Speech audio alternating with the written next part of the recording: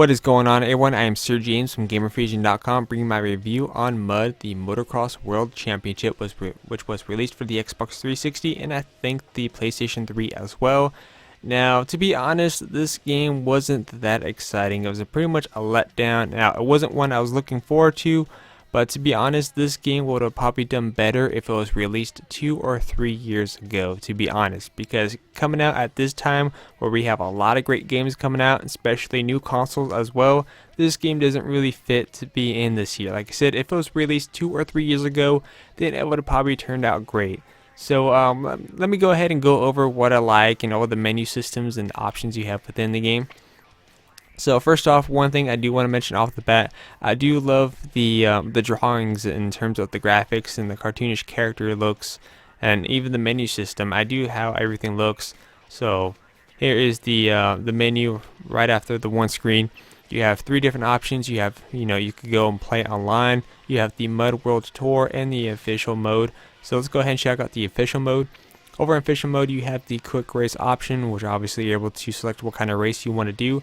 Championship, you're basically going through a ton of different racings, trying to get the championship at the end, pretty much the gold medal towards the end. So you do have to go through a lot of races to get to the end. So it's pretty much playing every single race in the game. Then you have this option right here. I don't really know what's the big difference, to be honest. I played each of them. They all felt the same. I didn't really know too much of a difference, to be honest. And of course, back to the main option, you have MUD World Tour. Basically, in this mode, you're able to unlock other features and stuff like that. So let me go ahead and load my game up. You do have heroes you're able to get, which don't really play a huge role in the game or that much of a difference, because each of the characters are pretty much the same. But what you can do is that you can upgrade your characters a bit. So as you can see, you have different options like the endurance, instinct, agility, and strength.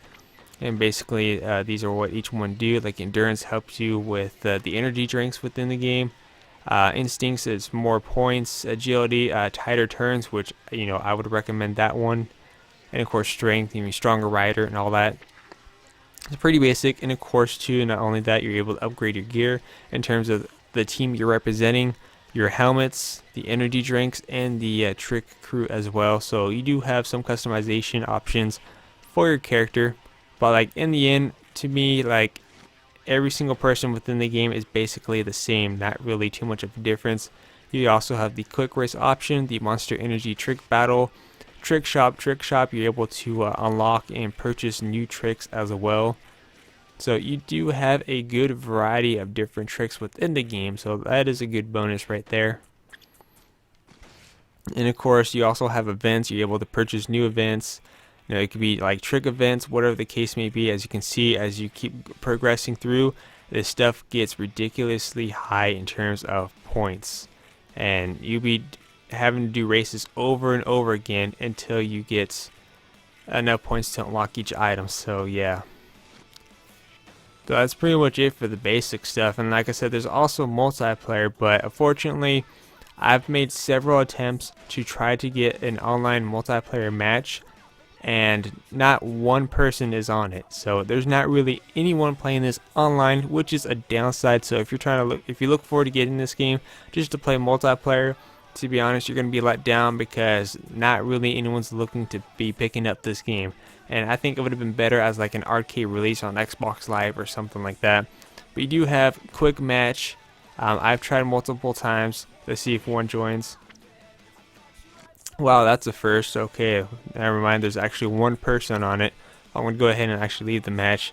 Custom match, create match, and of course the leaderboards.